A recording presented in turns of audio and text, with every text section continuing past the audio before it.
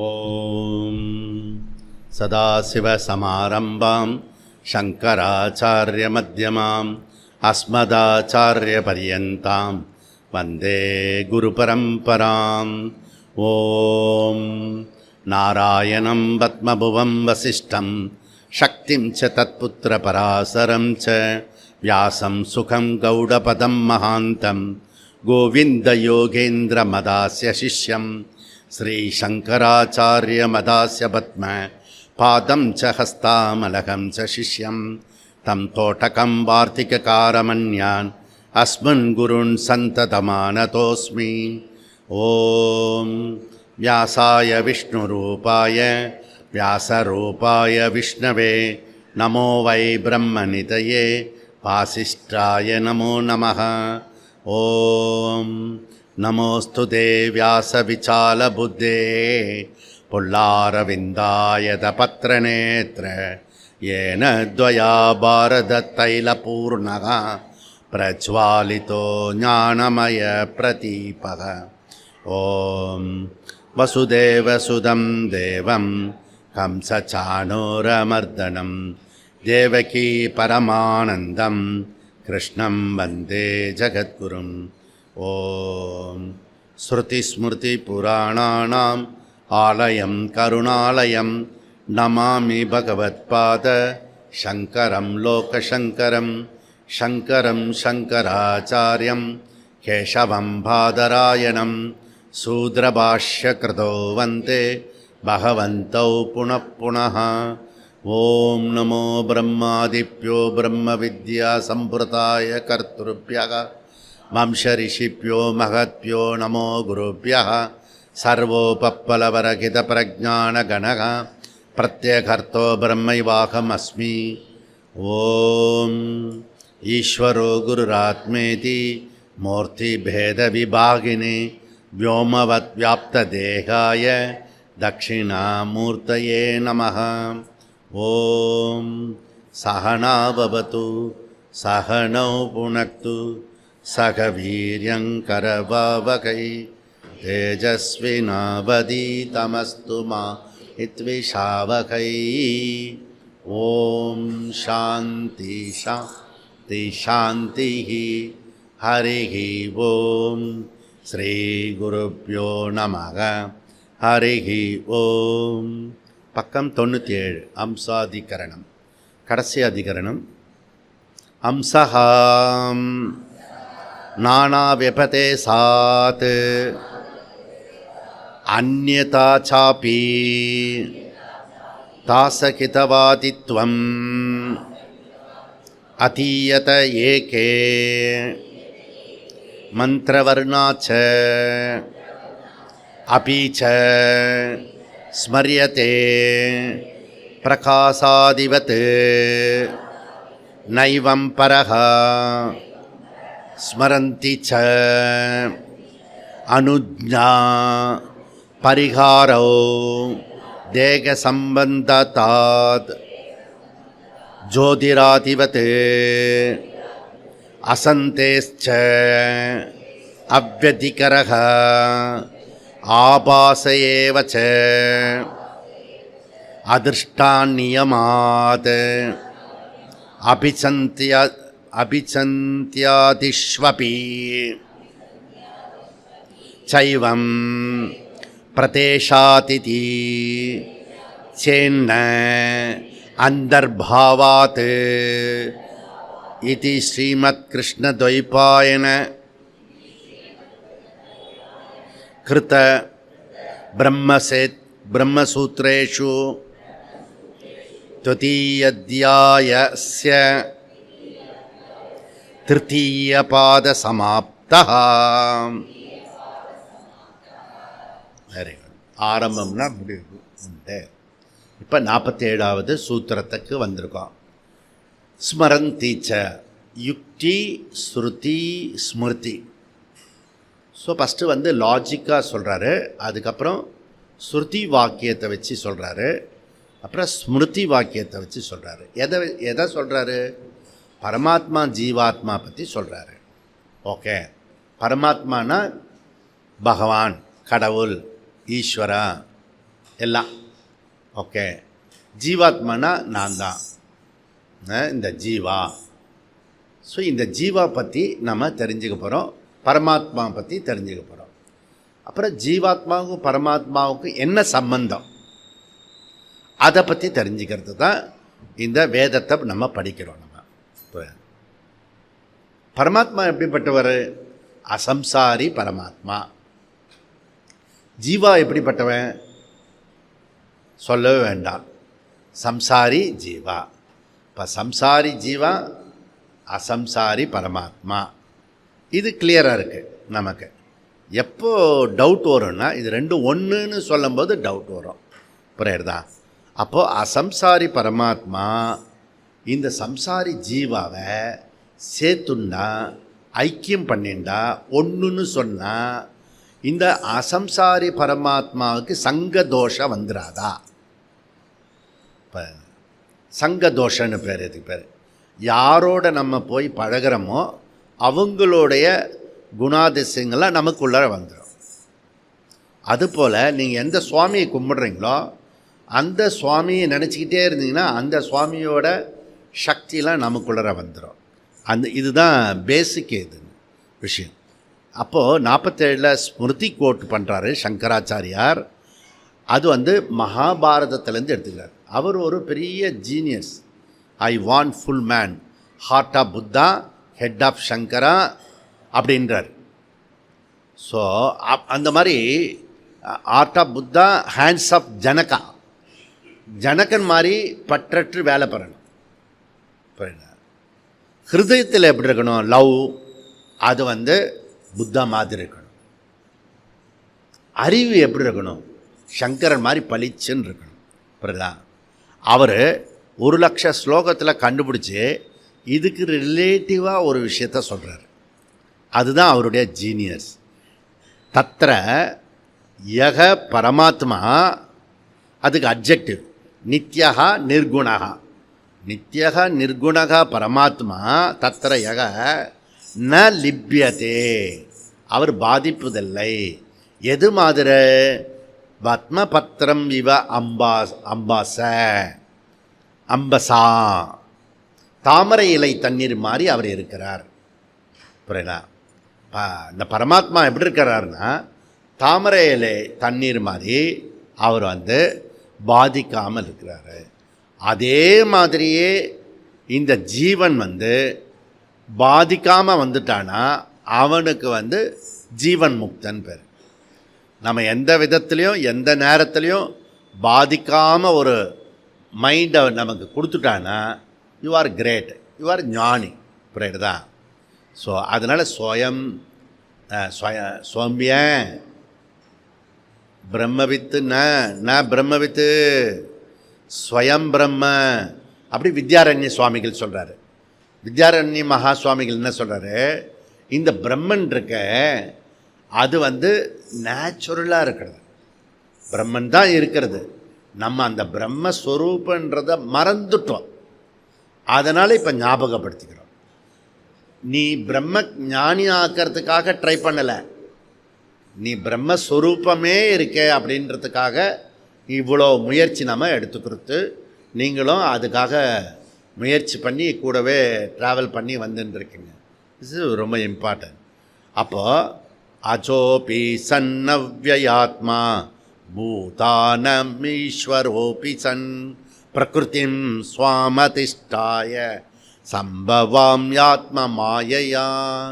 என்னுடைய மாயினால் நான் என்னை தோற்றுவித்துக் கொள்கிறேன். ஸோ இந்த எல்லா ஜீவாவும் இந்த அசம்சாரி பரமாத்மா கிட்டேருந்து வந்த ஜீவாக்கள் தான். புரியுதா? ஸோ எங்கேருந்து வந்திருக்கிறது? அங்கேருந்து தான் வந்திருக்கிறது. ஸோ பிரம்மாவா இதமக்ரே ஆசீத், இதுக்கு முன்னாடி சிருஷ்டி வரத்துக்கு முன்னாடி பிரம்மன் மாத்திரமே இருந்தது. வந்த பிறகு என்ன ஆயிடுச்சுன்னா தது ஆத்மானம் அவே, அது தன்னைத்தானே அறிந்து கொண்டு அகம் பிரம்மாஸ்மி ஆனது. அகம் பிரம்மாஸ்மி ஆனது என்ன ஆயிடுச்சு? சர்வம் அபவத்து, எல்லாமாகவும் அதுவே ஆனது. அப்படின்னா என்ன அர்த்தம்? இதம் சர்வம் எதயம் ஆத்மா, ஒரு வஸ்து தான் இருக்கிறது, ஆனால் உபாதி நிறைய இருக்கிறதுனால நமக்கு கன்ஃபியூஸ்டாக இருக்கிறது, நிறைய இருக்கிற மாதிரி ஃபீலிங் இருக்கிறது. வஸ்து ஒரே வஸ்து தான். எது மாதிரி? ஆகாசவத்து. ஆகாசம் ஒரே ஆகாசம்தான். ஆனால் நம்ம ரூமுக்குள்ளே இந்த பெட்ரூமு, டபுள் பெட்ரூம், எனக்கு இந்த ரூம் சரியில்லை, அந்த ரூம் சரியில்லை, அதெல்லாம் எதை வச்சு சொல்கிறோம்? ஆகாசத்தை வச்சு சொல்கிறோம். அப்போ எல்லோரும் விரும்புகிறது என்னென்னா, சின்ன பொட்டி ரூமாக இருந்தால் பிடிக்கல, இன்ஃபினிட் ரூமாக இருந்தால் நல்லா நமக்கே காசு நிறைய கிடச்சிதுன்னா நல்ல விசாலமாக ஒரு பெட்ரூம் போட்டு, அதுக்கப்புறம் வரண்டா போட்டு, அப்புறம் ட்ராயிங் ரூம் ஃபுல்லாக போட்டு எல்லாம் பண்ணுறோம். ஏன்? ஸ்பேஸ் அதிகமாக இருக்குங்க. அப்போது அந்த எவ்வளோ தூரத்துக்கு இன்ஃபினிட் வருதோ அவ்வளோ தூரத்துக்கு ஜாய்ஃபுல்லாக இருக்கிறது. இதுலேருந்து தெரியுது. இதுலேருந்து என்ன தெரியுதுன்னா, இப்போ நமக்கு தலைவலி இருக்குதுன்னு வச்சுக்கோங்க, தலைவலி வச்சு கொண்டாடுவோமா?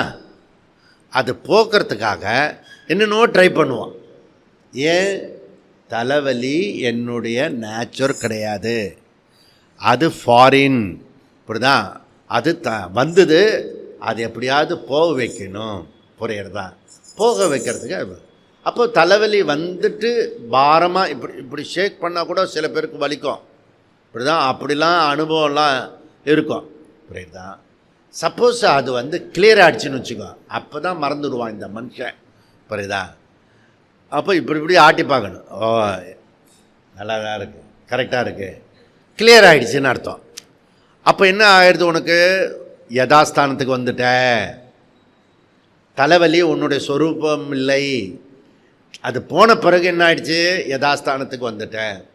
மொத்த ஜீவா யதாஸ்தானத்துக்கு போகிறது தான் பரமாத்மா. இப்போதான் ஸோ அந்த யதாஸ்தானம் அப்படி போகணும்.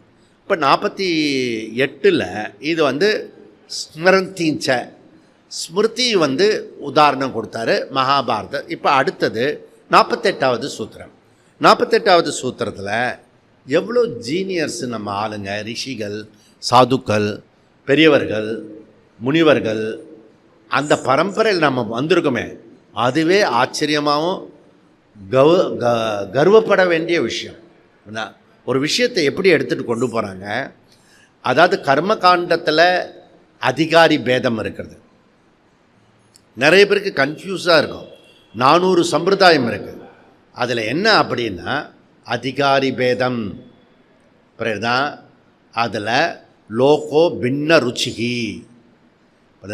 ஒவ்வொருத்தரும் ஒவ்வொரு சம்பிரதாயத்தில் கும்பிட்டுன்னு இருப்பாங்க. நீங்கள் பார்த்தீங்கன்னா இந்த ரோட்லேயே நீங்கள் கோயிலில் போகும்போது ஒவ்வொரு விதமாக சாமி கும்பிட்டுருப்பாங்க. அது என்ன? லோகோ பின்ன ருச்சிகி. நமக்கு எப்படி சாப்பிட்றது விதவிதமாக சாப்பிட்றோமோ, ஒருத்தருக்கு பிடிச்சது இன்னொருத்தருக்கு பிடிக்காது. நீங்கள் பார்த்தீங்கன்னா அப்போது அதில் என் இஷ்டத்துக்கு நான் போட்டுக்கிறேன்.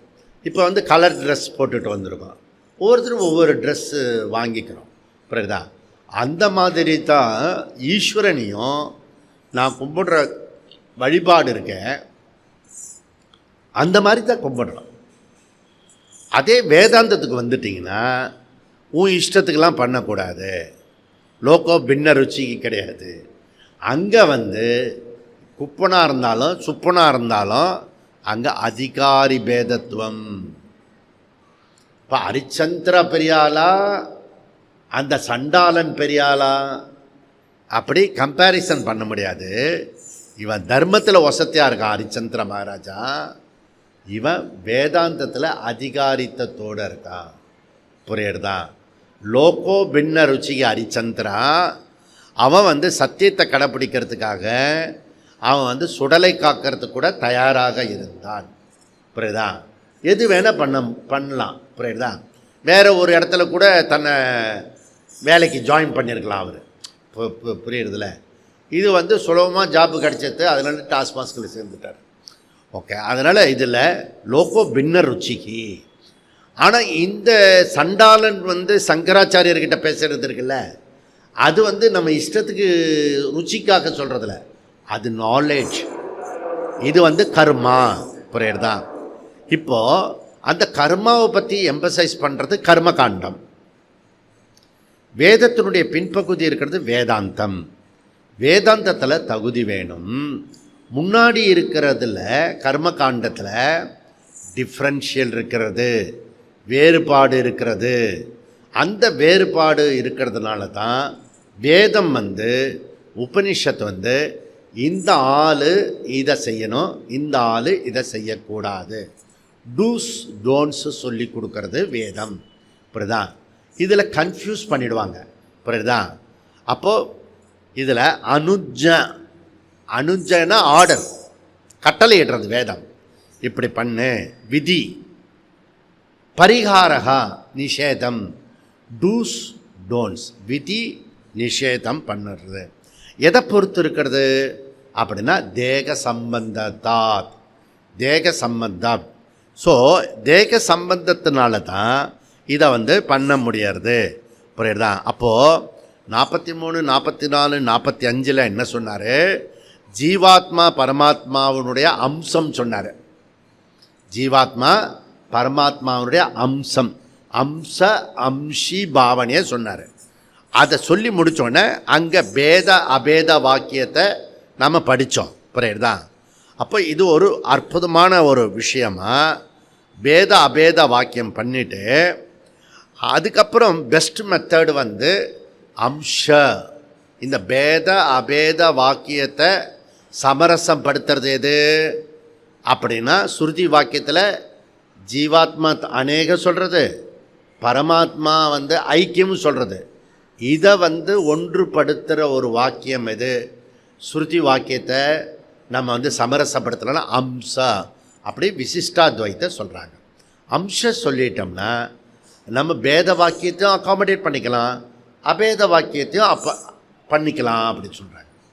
ஆனால் நம்ம வேதாந்தத்தில் என்ன சொல்கிறோம்னா அம்சம் மாத்திரம் இல்லை, நிரம்ச, 4வது ஒன்று சேர்த்துக்கோ, நிரம்ச.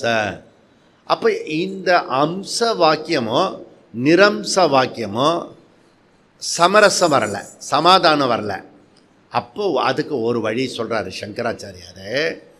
அம்ச வாக்கியத்தில் பவகாரிக சத்தியம், நிரம்ச வாக்கியத்தில் பாரமார்த்திக சத்தியம். அதாவது அம்ச வாக்கியத்தில் பகவானுடைய அம்சம், கடல் இருக்குது, அலை இருக்குது, ரெண்டுமே ஒன்று தான். கடல் இல்லாமல் அலை இருக்க முடியாது. புரியுதா? இந்த கடலில் ஒரு பகுதி தான், ஒரு பார்ட்டு தான் அலைகள்லாம். இதை நம்ம அக்காமடேட் பண்ணுறதுக்காக அம்ச அப்படி சொல்கிறோம். நம்ம என்ன சொல்கிறோம்னா ஃபர்தராக ஒரு ஸ்டெப்பு போ, இந்த கடலில் இருக்கிறது என்னன்னு விசாரி, அலையில் இருக்கிறது என்ன விசாரி. அலையில் என்ன சப்ஸ்டன்ட் இருக்குது? ஜலம் இருக்குது. அதே போல் சமுத்திரத்தில் என்ன கண்டென்ட் இருக்குது? அதுவும் ஜலம்தான். இப்போ சமுத்திரமும் ஜலம், அலையும் ஜலம். அப்போ ஜலம்னு சொல்லிட்டான், அங்கே அம்சி டிஸ்மிஸ் ஆகிடுறது. நிரம்சகா, அங்கே இந்த பேதம் கிடையாது, அங்கே ஐக்கியமாகிறது, ஒன்றாகிறது. ஒன்று தான் இருக்கிறது, ஒன்றாகலை, ஒன்று தான் இருக்குது. புரியுதா? அதை நீ அண்டர்ஸ்டாண்டிங் பண்ணிக்கோ. இது நிரம்சகா. புரியுதா? ஜலம், இந்த ஜலம்னு பார்க்குறதுக்கு உனக்கு சக்தி வரலை, மெச்சூரிட்டி வரலைன்னா நீ என்ன பண்ணணும் அப்படின்னா, நீ கடலாகவும் அலையாகவும் என்ஜாய் பண்ணு. ஓகே, கடல் அலை வருது அப்படி இவர் என்ஜாய் பண்ணு. அந்த அலைக்கீழே குளிக்கிறதுக்கு கற்றுக்கோ. புரியுதுதா? அந்த அலையில் குளிக்கிறது நெட்ட கடப்பாறை மாதிரி குளிக்கக்கூடாது. புரியுதா? 2 விதமாக குளிக்கணும். அலைக்கு உள்ளர போகும்போது என்ன பண்ணணும், நீ குனிஞ்சிட்டீன்னா அலை மேலே போயிடும், அப்படி இல்லைன்னா நிமிர்ந்தேன்னா அலையோடு சேர்ந்து வந்துடணும். இது கடலில் குளிக்கிற மெத்தடு. அப்போ விவகாரிகத்தில் வேலை செய்யும்போது ஈஸ்வரனை வச்சுக்கிட்டு வேலை பண்ணு. நம்மக்கிட்ட புருஷார்த்தம் இருக்குது, வாசனை இருக்குது, அதோட ஈஸ்வரனையும் வச்சுக்கிட்டு வேலை பண்ணினா நீ கர்மத்தில் ஜெயிக்கலாம், வெற்றியே கிடைக்கும். இதில் 3 ஃபேக்டரியில் ஏதாவது ஒன்றை விட்டுட்டீங்கன்னா நீ அந்த கர்மம் சக்ஸஸ்ஃபுல்லாக இருக்காது. அவ்வளோதான், அரைக்குறையாக இருக்கும். ஏற்கனவே காரகம் சொல்லியிருக்குமா, இப்போ புது மெத்தட் ஒன்று சொல்கிறோம் நம்ம. ஓகே, அப்படின்னா காரகம் டிஸ்மிஸ் ஆகிடுமாச்சின்னா காரகத்தோடு பண்ணணும் கர்மத்தை. அந்த கர்மத்தை புருஷார்த்தத்தில் பண்ணு, அதில் வாசனை வரும். என்னால் முடியல ஜி அப்படி சொல்கிறோம் இல்லையா, அது வந்து இன்வாலண்டரி. இப்போ நம்ம மூச்சு இழுத்து விடுறது வந்து இன்வாலண்டரி. அப்போ பிராணாயாமம்ன்றது என்ன? வாலண்டரி. யார் ஒருத்தர் வந்து டெலிபரேட் ஆக்ஷன் பண்ணுறாங்களோ அவங்க லைஃப்பில் இம்ப்ரூவ் ஆகுறாங்க. புரியுறதா? அப்படியே பழைய கதவை திரடி உருடி திரடின்ற மாதிரி என்ன, காலையில் இது கண்டதே காட்சி கொண்டதே கோலன்னா வாழ்க்கையில் சகஜமாக சாதாரணமாக தான் இருக்க முடியும். புரியுதா? வாழ்க்கை ப்ரோக்ரஸ் பண்ணனுக்கு டெலிபரேட் ஆக்ஷன் இம்பார்ட்டன்ட். அந்த டெலிபரேட் ஆக்ஷன் பண்ணினாலும் வாசனை திடமாக இருந்ததுன்னா அதை ஓவர் கம் பண்ண முடியாது. அப்போ என்ன பண்ணணும்? இந்த டெலிபரேட் ஆக்ஷனை அதிகப்படுத்தணும், ஈஸ்வர பக்தியை அதிகப்படுத்தணும். ஓகே, ஏன்னா டெலிபரேட் ஆக்ஷன் வந்து ஓரளவுக்கு தான் பண்ண முடியும், அதுக்கு மேலே பண்ண முடியாது. ஆனால் இந்த பக்கம் ஈஸ்வரா இருக்கார், அவரை வந்து நீ எவ்வளோ தூரத்துக்கு பிடிச்சிக்கிறியோ வாசனை வந்து டம்மி ஆகிடும், உன்னுடைய ப்ரோக்ரஸ் வந்து முன்னாடி போகும். ஸோ இந்த அம்சி கிளாரிட்டி இல்லைன்னா நமக்கு முடியாது. தர்ஃபோர் இதுக்குள்ளே கடாகாசம் இருக்குது, வெளியில் வந்து மகாகாசம் இருக்குது. கடாகாசம் சொல்லுவோம், மகாகாசம் சொல்லுவோம். ஆனால் ஆகாசம் ஏக்கி. ஓகே, ஒரே ஆகாசத்துக்குள்ளே தான் இருக்கிறது. ஓகே, அப்போ ஆகாசத்தை டிவைட் பண்ண முடியாது, ஆகாசத்தை பிரிக்க முடியாது. நம்ம சும்மா தற்காலிகமாக பிரித்து வச்சு உபயோகப்படுத்திக்கிறதுக்காக வச்சுருக்கோம். அதனால் இந்த சைத்தன்யம் இருக்க, இந்த பானையில் இருக்கிற ஆகாசம், வெளியில் இருக்கிற ஆகாசம் ஃபிசிக்கலாக நம்ம சொல்கிறோம். இதில் ஒரு ஆகாசம் இருக்குது, வெளியில் ஒரு ஆகாசம் இருக்குது. இது மடாகாசம் இருக்குது, வெளியில் வந்து மகாகாசம் இருக்குது. இதை ஃபிசிக்கலாக சொல்ல முடியும். ஆனால் உன்னுடைய சைத்தன்யம் இருக்க ஃபிசிக்கலாக சொல்ல முடியாது. முதல்ல ஆகாசமே அது நிரவயவம். நிரவயவம்னு என்ன? அவயமற்றது, உருப்பற்றது. அதனால தான் நீங்கள் வந்து ஆகாசத்தில் இருந்தால் கூட ஆகாசத்தை தொட முடியாது, ஆகாசத்தை பார்க்க முடியாது. ஸோ அதனால் பேசிக்கலி ஃபண்டமெண்டலி சாவயவம் நிரவயவம் ஒன்றாக்க முடியாது. இது நம்ம புரிஞ்சுக்கணும். ஓகே, சாவயவமும் நிரவயவமும் ஒன்று சேர முடியாது. புரியுறதா? அதனால் அது பிரிக்க முடியாது. அதனால தான் என்ன சொல்கிறாருன்னா, அதுக்கு என்ன ஒரு ரீசன் வேணும் இல்லையா? அது 50வது சூத்திரத்தில் பகவான் வியாசாச்சாரியர் சொல்கிறாரு, ஆபாசகா. ஆபாசகன்னா என்ன அப்படின்னா தோற்றம். இப்போ வானவில் வருது, வானவில்ல எத்தனை கலரு? 7 கலர் இருக்கு. ஆனால் அது உண்மையா? ரெயின்போ உண்மையா? உண்மை கிடையாது, கொஞ்ச நேரத்தில் மறைஞ்சி போயிடும். ரெயின்போ பார்க்காதவங்க யார்? இதில் இந்த வானவில் பார்க்காதவங்க யார்? எல்லாருமே பார்த்துருக்கீங்க. Very good.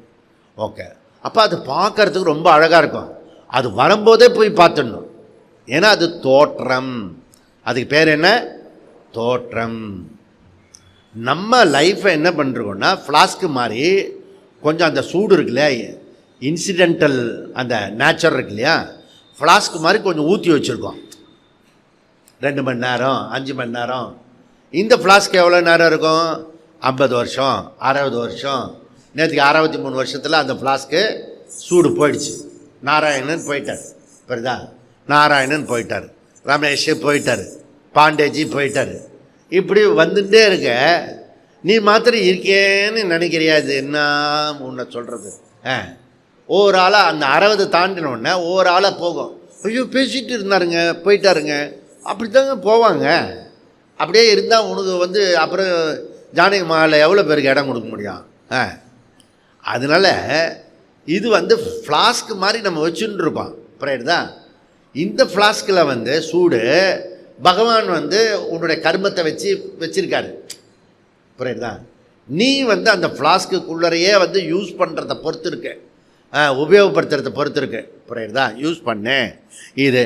அப்போ ஆபாசகா, அப்படின்னா என்ன அர்த்தம்னா பிரதிபிம்ப சைத்தன்யம். பிம்ப சைத்தன்யம், பிரதிபிம்ப சைத்தன்யம். பிம்ப சைத்தன்யத்துக்கு பேர் ஓசி, ஒரிஜினல் கான்ஷியஸ்னஸ். பிரதிபிம்ப சைத்தன்யத்துக்கு பேர் ஆர்சி, ரிஃப்ளெக்ஷன் கான்ஷியஸ்னஸ். அப்போ ஒரு ரிஃப்ளெக்ஷன் ஒன்று இருக்கணும்னா அதுக்கு கண்டிஷன் 2 இருந்திருக்கணும். அப்படி சொல்லிட்டு வரேன் நான். 2 கண்டிஷன் இருக்கணும். ரிஃப்ளெக்ஷன் பிரதிபிம்பத்துக்கு 2 கண்டிஷன். என்ன 2 கண்டிஷன்? ஒன்று உபாதி இருக்கணும், ஒன்று ஒரிஜினல் இருக்கணும். உன்னுடைய ஒரிஜினல் முகம் இருக்கணும், கண்ணாடி இருக்கணும். அதில் தான் ரிஃப்ளெக்ஷன் ஃபேஸு தெரியும். ஓகே, ரிஃப்ளெக்ஷன் ஃபேஸு நீயா அல்லது ஒரிஜினல் முகம் இருக்க அந்த முகம் நீயா? ஓகே, இப்போ வருஷா டான்ஸ் ஆட சொன்னால் இப்படிலாம் பண்ணி அப்புறம் இப்படி பண்ணுவாள். இதை கண்ணாடியில் போய் பார்த்து டான்ஸ்லாம் கற்றுப்பேன். இப்படி பார்க்குறாள்ல, அந்த கண்ணாடியில் பார்த்து அவன் என்ன புரிஞ்சுக்கிறான்? ஆடியன்ஸ் கிட்ட இப்படி காட்டணும். புரியுதா? இப்படி காட்டும்போது முறைச்சி இருக்கணுமா, அதில் நேக்காக இருக்கணுமா, அதில் ஒரு ஸ்மைல் பண்ணுமா? ஸ்மைல் பண்ணும்.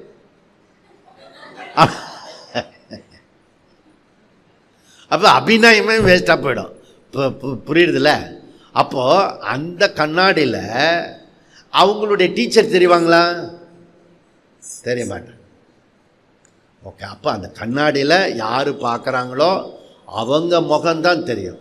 அப்போ கண்ணாடி உபாதி, என்னுடைய முகம் ஒரிஜினல் ஓசி, கண்ணாடியில் தெரிகிற முகம் RC, reflection consciousness, original consciousness உபாதி. இப்படி உதாரணத்தில் புரிஞ்சுட்டு போகக்கூடாது. பாடி மைண்டு சென்சஸ் உபாதி. ஓகே, அதுக்கப்புறம் இது உபாதியில் சைத்தன்ய சேதனம தத்துவமாக இருக்கிறது அகங்காரம், அது ஆர்சி, ரிஃப்ளெக்ஷன் கான்ஷியஸ்னஸ். அப்போ அந்த ஆர்சிக்கு ஓசி இருக்கணும், ஒரிஜினல் கான்ஷியஸ்னஸ். அதுக்கு பேர் ஆத்ம சைத்தன்யம். ஓகே, ஸோ இந்த ஆத்ம சைத்தன்யத்தை புரிஞ்சுக்கிட்டேன்னா உனக்கு ஈஸியாக இருக்கும்.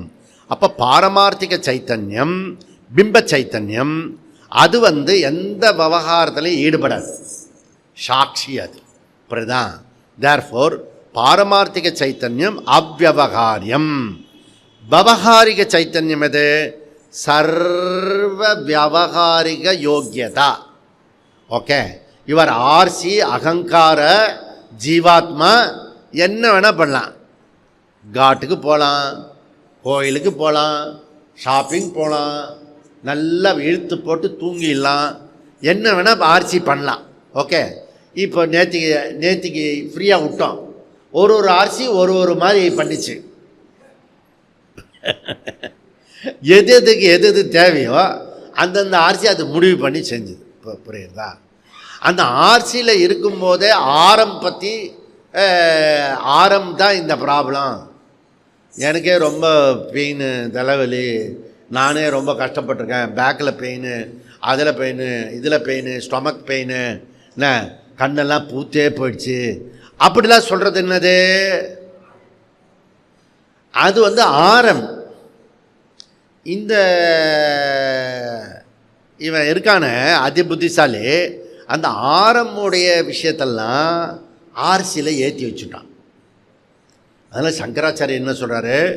ஓசி பாதிக்கிறது மாத்திரம் இல்லை, ஆர்சியும் பாதிக்காது.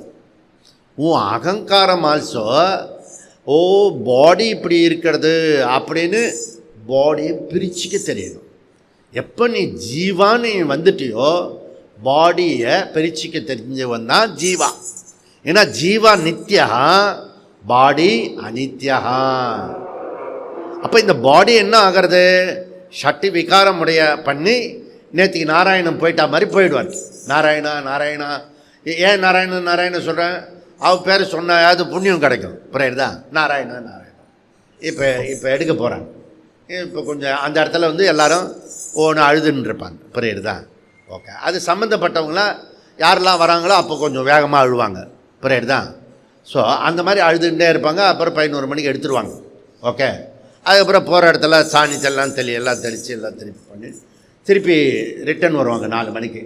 காஃபியாக சூடாக காஃபி அது குடிச்சது சத்தம் நிலப்பட்டோம்ல, அதுக்காக ஒரு காஃபி குடிச்சிட்டு அதுக்கப்புறம் மறுநாள் பால் விட்டுட்டு 15ஆம் நாள் சுபம். அதுக்கு பேர் என்ன?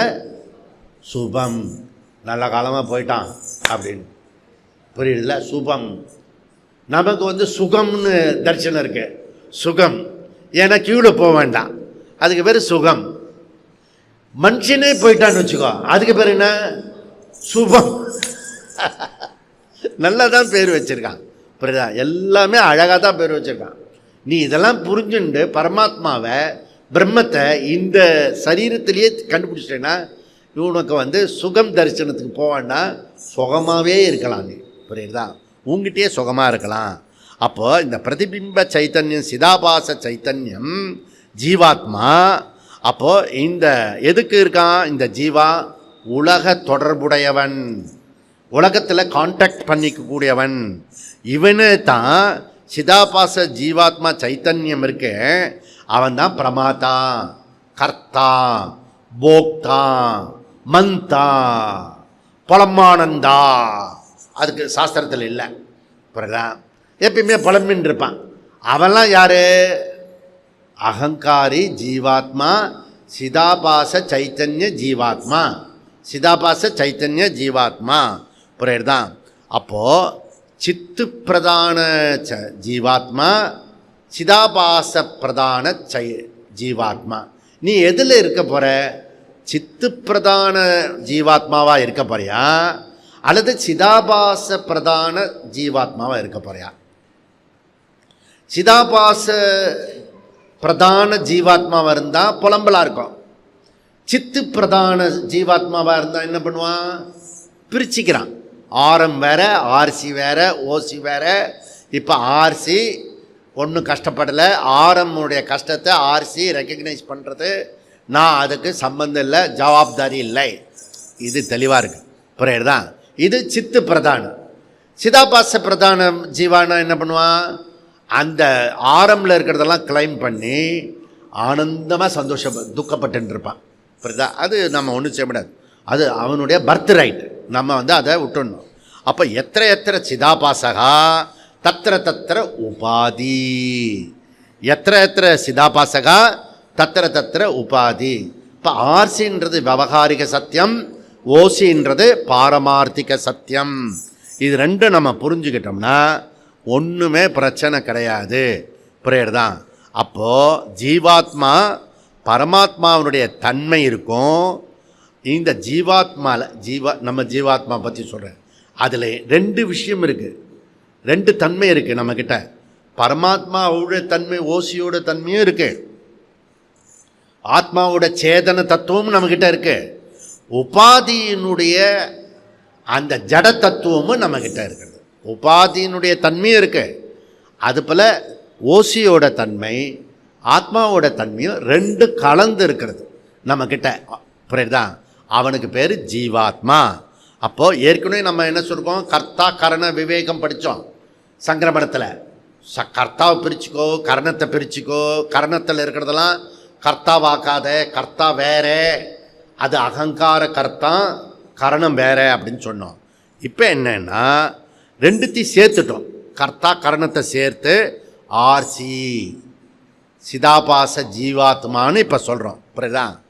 இந்த ஜீவாத்மாவை இப்போ 3த்தை சேர்த்து ஆர்சி, ஓசி, ஆரம் 3த்தையும் சேர்த்தவன் தான் இந்த ஜீவாத்மா அப்படின்றத நம்ம சொல்லி முடித்தோம். தேர்ஃபோர் இதிலேருந்து கடைசியாக கன்க்ளூஷன் என்ன அப்படின்னா, ஜீவாத்மா அநேகம். ஒவ்வொரு ஜீவாவும் அது அதனுடைய தன்மையோடு இருக்கும். சப்போஸ் அந்த ஜீவாத்மா ஒவ்வொருத்தரும் ஒவ்வொரு விதமாக இருக்கிறதுக்கு என்ன காரணம்? உபாதி காரணம். இப்போ கண்ணாடி வந்து பளிச்சுன்னு இருந்தால் என் முகம் பளிச்சுன்னு இருக்கும். கண்ணாடியில் தூசி இருந்ததுன்னா என் முகம் எப்படி இருக்கும்? டல்லாக இருக்கும். இப்போ கண்ணாடியில் வந்து கருப்பாக இருந்ததுன்னா என் முகத்தில் அங்கே அதில் காட்டுற முகம் எப்படி இருக்கும்? கருப்பாக இருக்கும். புரியுதா? அந்த கருப்பாக இருக்கிற, அழுக்காக இருக்கிற அந்த பிரதிபலிக்கிற கண்ணாடியில் இருக்கிற கருப்பை அழிக்கணும்னா எங்கே சரி பண்ணணும்? கண்ணாடி இல்லை, உன்னுடைய இதில் இருக்கிறது அங்கே பிரதிபலிக்கிறது. அங்கே பார்த்து இங்கே சரி பண்ணிண்டா திருப்பி பளிச்சுன்னு இருக்கும். அப்போது உபாதிலையும் பிரச்சனை இருக்கும். அப்புறம்தான் அந்த உபாதி உனக்கு காட்டும், அவ்வளோதான். ஆர்சியை காட்டும்.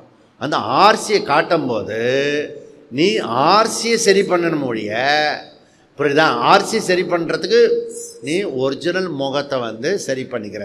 இப்போ ஆர்சியில் பிரச்சனை கிடையாது. ஓய், அந்த ஓசியில் நீ தப்பாக புரிஞ்சு வச்சுன்னு இருக்கிற, அதை கிளியர் பண்ணு. நம்பர் 1. நம்பர் 2 சில சமயம் முகம் டல்லாக தெரியும். ஏன்னா அது என்னுடைய பிரச்சனை கிடையாது, ஓசி பிரச்சனை கிடையாது, ஆர்சி பிரச்சனை கிடையாது. ஆர்சி டல்லாக தெரியறதுக்கு காரணம் கண்ணாடி உபாதியில் இருக்கிற தலைவலி, உடம்பு வலி, முதுகு வலி, இதெல்லாம் யாரோடது? ஆரம்மா, ஆர்சியா, ஓசியா? ஆரம். தெளிவாக சொல்ல தெரிஞ்சால் மாத்திரம் கூட போகிறோம், புரியுதுதான்? அப்போது எல்லா ஹாஸ்பிட்டலும் எதுக்காக? ஆர்சிக்கா ஆரம்முக்கா? ஆரம் தான். அப்போ ஆர்சியை நீ பிரிச்சுக்கிட்டீங்கன்னா தைரியமாக ஹாஸ்பிட்டலுக்குள்ளே போகலாம். ஆரம்மையும் சேர்த்துட்டு அதனுடைய பாதிப்பெல்லாம் நீ வச்சுருந்தீன்னா ரொம்ப எமோஷன் ஆகும், புரியுதுதான்? தலை வலிக்கிற மாதிரி இருக்குன்னு வச்சுக்கோ, தலையே வலிச்சிடும். ஜுரம் வர மாதிரி ஒரு ஃபீலிங் இருக்குன்னு வச்சுக்கோ, ஸ்ட்ராங்காக பண்ணிட்டீங்கன்னா ஜுரமே வந்துடும். புரியுதுதான்? அப்போ உன்னுடைய ஆர்சியை ஸ்ட்ராங் பண்ணு. அகங்காரத்தை அதில் தான் டெலிபரேட் ஆக்ஷன் சொல்கிறான், புரியுதுதான்? நோய்க்கு இடங்கொடே, புரியுதுதான்? அப்படின்னா என்ன அர்த்தம்? நோய் வந்தால் என்ன செய்யுது? நோய் படு, புரியுதுதான்? அது வேற ஒரு காரணத்துக்காக வருது. நம்ம அலைஞ்சது மாத்திரம் இல்லை, அலைஞ்சால் எல்லாருக்குமே உடம்பு முடியாமல் போயிருக்கணும், புரியுதுதான்? சில பேருக்கு மாத்திரம் பாதிக்கிறதுனா என்ன அர்த்தம்? அதில் ஆரம்பில் பிரச்சனை இருக்கிறது, ஆரம்பை தாண்டி புண்ணிய பாபத்தில் பிரச்சனை இருக்குது. ஸோ மெனி ஃபேக்டர்ஸ் இருக்குது. அதெல்லாம் புரிஞ்சுக்கிட்டு நாம் மைண்டை கிளியராக வச்சுக்கணும், புத்தியை தெளிவாக வச்சுக்கிட்டோம்னா நம்ம உடம்பில் வலி இருந்தால் கூட உடம்பு வலியோடு சந்தோஷமாக இருக்கலாம், புரியுதா? ஸ்மைல் பண்ண முடியும். உடம்பில் ஃபீவரோட, உடம்பு வலியோட, எமோஷனில் நீ இதுவாக இருக்க முடியும். இதுக்காக டெக்னிக்கல் சொல்லி கொடுக்குறேன் நான், புரியுதா? இதை நம்ம புரிஞ்சுக்கிட்டோம்னா சரியாக இருக்கும். அப்போ வேத பூர்வம் சப்ஜெக்ட் மேட்டர் சிதாபாச ரூப ஜீவாத்மா. அப்போ இந்த ஜீவாத்மா அதிகாரித்துவம் தகுதியை பொறுத்து வேறு வேறாக இருக்கிறது. அதுக்காக விதி நிஷேதம் சொல்லப்பட்டிருக்கிறது. ஓகே, ஏன் இப்படி சொல்லப்பட்டிருக்கு வேதத்தில், கர்மகாண்டத்தில்? அப்படின்னா அந்த ஆளுக்கு, அந்த தேகத்துக்கு எதில் பிறந்திருக்கான், வர்ணத்தில், ஆசிரமத்தில், அதை பொறுத்து அதெல்லாம் நடக்கிறது. அனுஜா பரிகாரவ் தேக சம்பந்தா. எது மாதிரி? ஜோதிராதிவத்து. ஜோதி சுத்தமா அசுத்தமா? ஜோதி சுத்தம், புரியுதுதான்? இப்போ ஹோமகுண்டத்தில் போனீங்கன்னா அந்த ஜோதியை நமஸ்காரம் பண்ணுவோம், புரியுதுதான்? அந்த இடத்துல நமக்கு ஹைஜீனிக்காக இருக்கும் அந்த ஹோம புகையெல்லாம் இது. ஆனால் சுடுகாட்டில் போய் அந்த பணம் எறியும் போது அது ஹைஜீனிக் கிடையாது, புரியுதா? அதனால் அந்த எரியிறதோட இந்த அக்னி இருந்தால் அங்கே தீட்டாயிடுது. அதே ஹோமத்தில் இருந்துன்னா அதே அக்னி அது சேக்ரெட் ஆகிடுது. இப்போ தேகத்தை இந்த அக்னியில் குறையில, அது எங்கே சம்பந்தம் வச்சுருக்கிறதோ அதை பொறுத்து அது தூய்மை, அது தூய்மையற்றதுன்னு சொல்கிறோம், புரியுதா? ஆகாசம் இருக்குது, ஆகாசம் தூய்மையானது. ஆனால் ஆகாச கூவத்தில் போய் நின்றுன்னு வச்சுக்கோ, நல்ல ஸ்மெல்லு வரும், புரியுதா?